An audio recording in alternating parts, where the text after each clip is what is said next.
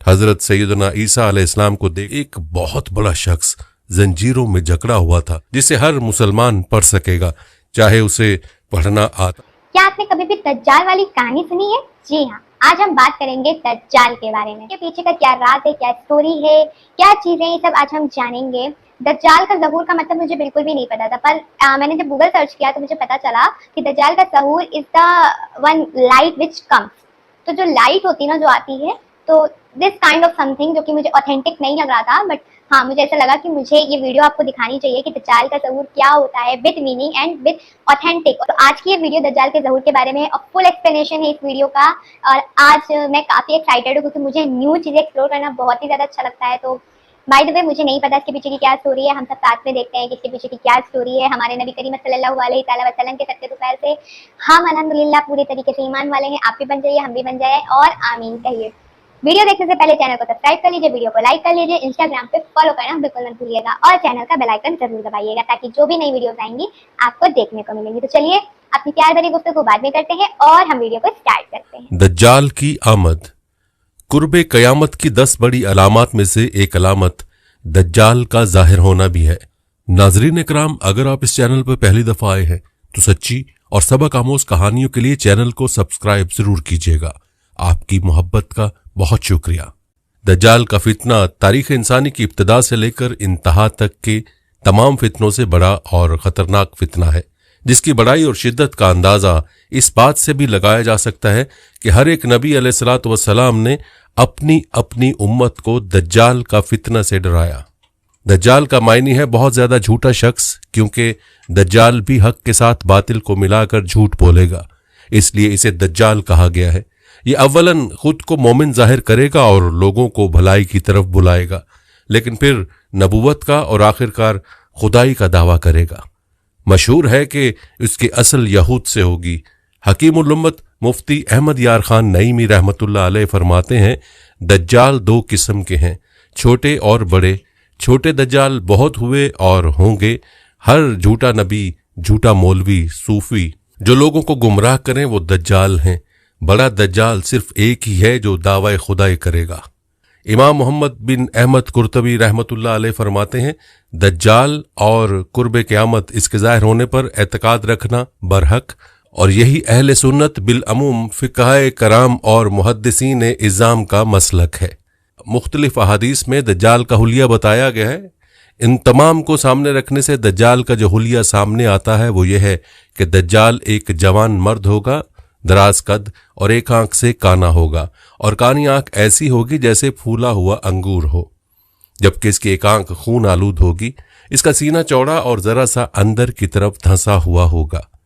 दज्जाल की पेशानी चौड़ी होगी और दोनों आंखों के दरमियान काफ फे रे यानी काफिर लिखा हुआ होगा, जिसे हर मुसलमान पढ़ सकेगा, चाहे उसे पढ़ना आता हो या ना आता हो, और इसके बाल घुंघरियाले होंगे।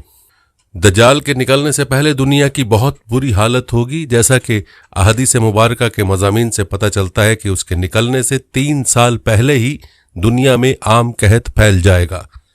पहले साल आसमान 1/3 बारिश और ज़मीन 1/3 पैदावार रोक लेगी। दूसरे साल आसमान 2/3 बारिश और ज़मीन 2/3 पैदावार, जबकि तीसरे साल आसमान सारी बारिश और ज़मीन सारी पैदावार रोक लेगी, हत्ता कि आसमान शीशे का और ज़मीन तांबे की हो जाएगी।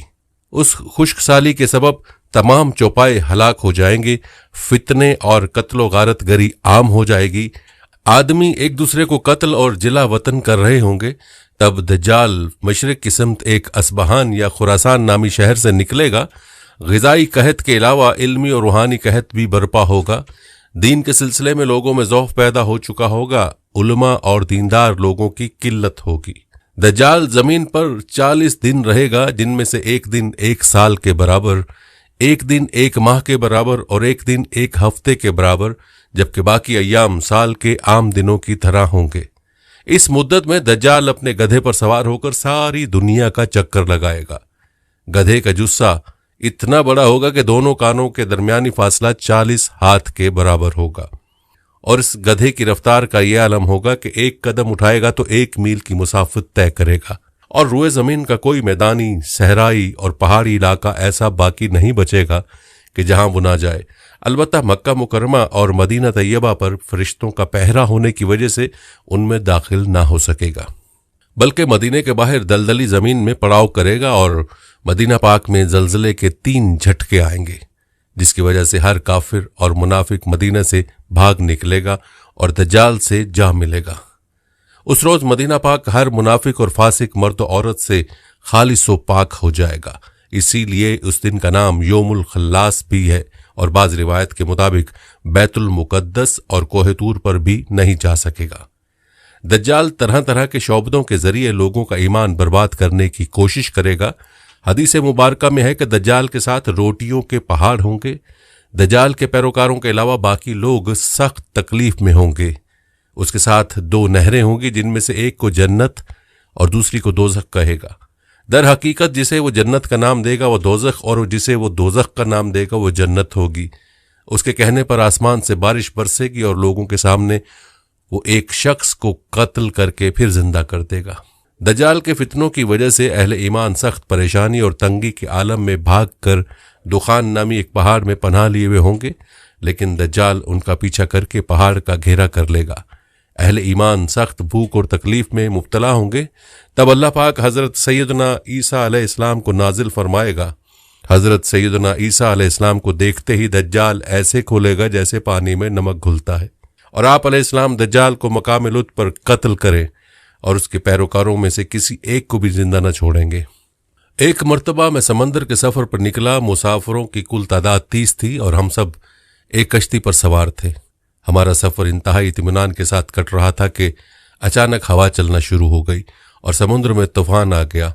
इस शदीद हवा और तूफानी लहरों के हमारी कश्ती और समुद्र में मौजूद दीगर कश्तियां डोलती जाती। कश्ती के मुसाफिर सूरत हाल से परेशान हो गए और हर कोई अपने अपने खुदाओं को पुकारने लगा, क्योंकि किसी को कुछ समझ में नहीं आ रहा था कि क्या करे।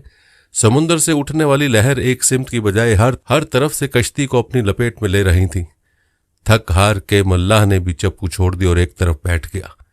अब हम में से हर किसी को ये यकीन हो चुका था कि एक मौत यकीनी है।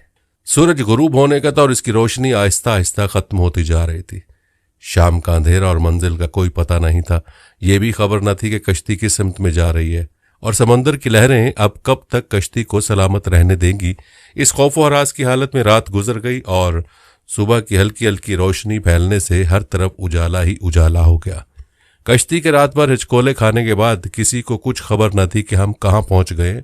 फिर अगला दिन भी इसी कैफियत में गुजरा और फिर इसी तरह रात के बाद दिन और दिन के बाद रात आती गई और हमारी कश्ती को समंदर में फंसे हुए पूरे 30 दिन गुजर गए। फिर अचानक 30 दिनों के इस सूरत हाल के बाद भूल भटके मुसाफिरों को दूर से ऐसा नजर आया जैसे दरख्त समंदर में खड़े हों। 30 दिन से मुसीबत में फंसे हुए मुसाफिरों को यह मनाजर देखकर उम्मीद की कुछ नजर आई और मल्लाह ने जल्द से जल्द वहां पहुंचने के लिए पूरी कुव्वत के साथ चप्पू चलाना शुरू कर दिए और कश्ती को तेजी के साथ उन दरख्तों की तरफ ले जाने लगा। कश्ती में मौजूद मुसाफिर जिन्हें यकीन हो गया था अब मौत के सिवा कोई चीज नहीं, उनके चेहरे पर जिंदगी की उम्मीद नजर आने लगी। फिर कश्ती जूं जूं करीब होती गई, दरख्त साफ नजर आने लगे। मुल्लाह पूरी कुव्वत से कश्ती चला रहा था कि सूरज गरूब होने से पहले पहले उन दरख्तों तक पहुंच जाए, ताकि कहीं ऐसा ना हो कि अंधेरा हो जाने के बायस हम उस आखिरी उम्मीद से भी हाथ धो बैठे। फिर कश्ती आहिस्ता आहिस्ता उन दरख्तों की तरफ बढ़ती रही और जब दरख्त करीब हुए तो सारे मुसाफिरों को ये जानकर खुशी हुई कि ये समुद्र में वाक़ कोई जजीरा है। अभी तो सूरज मुकम्मल गरूब नहीं हुआ था कि कश्ती जजीरे के किनारे पहुंच गई। मुसाफिरों को इस जजीरे पर उतरे ज्यादा देर नहीं गुजरी थी। दरख्तों के दरमियान में से एक अजीब व गरीब जानवर निकला। उस जानवर के पूरे जिस्म पर बाल थे और इस कदर लंबे और घने थे कि ये मालूम ही ना होता था कि जानवर का अगला हिस्सा कौन सा है और पिछला हिस्सा कौन सा। सारे मुसाफिर इस अजीब व गरीब जानवर को देखकर हैरान और परेशान हो गए, क्योंकि उनमें से किसी ने भी इससे पहले ऐसा जानवर देखा ही ना था। अब इस पुरस्रार जजीरे को देखकर सब परेशानी में मुब्तला हो गए कि ये क्या बला है। एक मुसाफिर ने दूसरे मुसाफिर से पूछा कि ये क्या चीज है। जानवर ने मुसाफिर की ये बात सुन ली और मुसाफिर के जवाब से पहले जानवर खुद बोला, मैं जासूस हूं। जानवर के इंसानों की तरह गुफ्तगू करने से तमाम मुसाफिर मजीद परेशान हो गए, क्योंकि आज तक उन्होंने किसी जानवर को इंसानी जुबान में बोलते नहीं देखा था, न सुना था। चुनाचे सब ये समझने लगे कि हो न हो ये कोई जिन है और हमारे सामने आ गया है। तुम्हारी जासूसी का मकसद क्या है और तुम किसके लिए जासूसी करते हो? एक मुसाफिर ने हिम्मत करके उससे पूछा। मैं जिसके लिए जासूसी करता हूं उसे तुमसे मिलने का बेहद शौक है। वो तुमसे बातें करना चाहता है, लिहाजा तुम मेरे साथ चलो। ये सुनकर तमाम मुसाफिर हैरान परेशान चुपचाप उसके पीछे हो लिए। वो अजीबोगरीब जानवर दरख्तों के दरमियान रास्ते से होता एक पुराने महल के सामने जाकर खड़ा हुआ। महल को चारों तरफ से बुलंदोबाला दरख्तों ने घेर रखा था। मुसाफिरों ने वहां पहुंचकर परेशान नजरों से उसकी तरफ देखा और फिर जानवर की तरफ सवालिया नजरों से देखने लगे। जानवर फिर आगे चला और सब मुसाफिरों को एक बड़े दरवाजे से गुजारते हुए महल के अंदर ले गया। महल के अंदर दाखिल होते हुए सब ने देखा एक बहुत बड़ा शख्स जंजीरों में जकड़ा हुआ था और रिहाई के लिए कोशिश कर रहा था। हमने इससे पहले इतने बड़े कदावर और इतने ज्यादा रौब वाला शख्स कभी नहीं देखा था। एक मुसाफिर ने हिम्मत करके पूछा, तुम कौन हो? मैं क्या हूं और कौन हूं ये तो तुम जान ही लोगे, पहले ये बताओ तुम कौन हो? उसने सवाल करने वाला मुसाफिर से पूछा। हम अरब कबाइल लखम और जजाम के लोग हैं। और साथ ही इस मुसाफिर ने अपने साथ बीती और यहां तक पहुंचने की सारी दास्तान बता दी। उस कैद में जकड़े हुए शख्स ने कहा, जरा मुझे नखलिस्तान बसान के मुतल्लिक तो बताओ। उसके मुतालिक क्या जानना चाहते हो? एक मुसाफिर ने पूछा। खबरदार, अनकरीब उन पर फल लगना बंद हो जाएगा, वो कैदी गुस्सीले अंदाज में बोला। फिर वो मुसाफिरों से मुखातिब हुए कहने लगा, अच्छा कब्रिस्तान के दरियाओं के मुतल्लिक तो बताओ। मुसाफिरों ने कहा, दरिया के मुतल्लिक क्या पूछना चाहते हो? वो बोला, उसमें पानी है? मुसाफिरों ने कहा, हाँ उसमें पानी है। उसने कहा, अनकरीब उसका पानी खत्म हो जाएगा। फिर वो कहने लगा कि ज़गर के चश्मे के मुतालिक तो बताओ, क्या पूछना चाहते हो? मुसाफिरों ने कहा, यही कि उस चश्मे में पानी है कि नहीं, और अगर वहां पानी है तो फिर वहां के लोग चश्मे के पानी से खेती बाड़ी करते हैं। फिर वो पूछने लगा, अच्छा मुझे बताओ कि उम्मियों के नबी मोहम्मद के बारे में तो बताओ। मुसाफिरों ने जवाब दिया, उन्होंने मक्का से अपनी दावत का ऐलान किया और अब वो मक्का से निकलकर यसरब में मौजूद हैं। क्या वो अरब के लोगों के साथ कोई लड़ाई लड़े? अरबों ने लड़ाई में उनके साथ क्या सलूक किया? कैदी ने पूछा। जवाब मिला, वो बहुत से अरबों पर गालिब रहे और बहुत से अरबों ने तो उनकी अताअत भी कबूल कर ली है और अब वो खुद को उनके ताबेदारी में रखते हैं। ये सुनते ही वो गुस्से से पुकारा और जंजीरों को झटका दिया। फिर मुसाफिरों को मुखातिब करके बोला, मैं अब तुमको खुद से मुतल्लिक बताता हूं कि मैं दज्जाल हूं और तुम्हारी बातों से मालूम होता है कि मुझे यहां से निकलने की इजाजत मिलेगी। मैं फिर उस जजीरे से निकलूंगा और 40 दिन में सारी दुनिया घूमूंगा। दुनिया की कोई बस्ती और गांव ऐसा नहीं होगा जहां से मेरा गुजरना हो। हाँ, मक्का और मदीना में जाना मेरे बस से बाहर है, मुझे वहां जाने की इजाजत नहीं। मैं उन दोनों शहरों में जाने की कोशिश भी करूंगा तो फरिश्ते मेरे सामने रुकावट बन जाएंगे, उनके हाथों में तलवारें होंगी और वो मुझसे लड़ेंगे। ये दास्तान हमें एक सहाबी ने सुनाई जो इस्लाम कबूल करने से पहले ईसाई थे। ये अजीब व गरीब सा वाक़या देखने के बाद वो आप सल्लल्लाहु अलैहि वसल्लम की खिदमत में हाजिर होकर मुसलमान हो गए। नाजरीन इकराम, अगर आप इस चैनल पर पहली दफा आए हैं तो सच्ची और सबक आमोज कहानियों के लिए चैनल को सब्सक्राइब जरूर कीजिएगा। आपकी मोहब्बत का बहुत शुक्रिया। तो पूरी तरीके से हमें समझ में आ गया कि दज्जाल का ज़हूर क्या है, what was the story behind the दज्जाल का ज़हूर। एंड यस, जो लास्ट में इन्होंने बोला कि हमारा जिसने ये स्टोरी हमें बताई थी वो हमारे सल्लल्लाहु अलैहि वसल्लम के पूरी तरीके से वो ईसाई धर्म में थे और वो मुस्लिम हो गए, पूरी तरीके से उनके ईमान में आ गए। तो ये चीज़ मुझे लास्ट में इतनी अच्छी लगी जिससे मुझे मुस्कुराहट आई। And of course this story was authentic. And also मुझे ये चीज़ जान के अच्छा लगा कि अगर ये चीज़ हमें पहले से पता है एंड जब वो समय आएगा देन हमें क्या होगा, हमें सब चीज़ें पता होंगी तो हम उसके कहने पे नहीं आएंगे। तो ये चीज़ें हमें देखना बहुत ही ज़्यादा ज़रूरी है कि आगे क्या होने वाला है। एंड ऑल्सो हम उसकी बातों में नहीं आने वाले हैं और अल्लाह ताला के ईमान में हम रहेंगे। ठीक है, तो आज के लिए इतना ही। वीडियो काफ़ी इन्फॉर्मेटिव थी। अगर आपको अच्छी लगी हो तो कमेंट करना, लाइक करना वीडियो को, चैनल को सब्सक्राइब करना। इसी तरीके से हम न्यू वीडियोज़ लेके आएंगे और प्यार भरी गुफ्तगू हम सब साथ में करेंगे।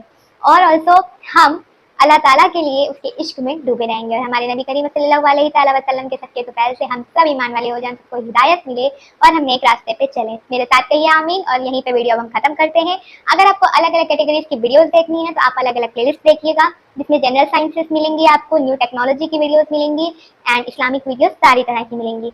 तो आज के लिए इतना ही। अपना ख्याल रखिए। अल्लाह हाफिज।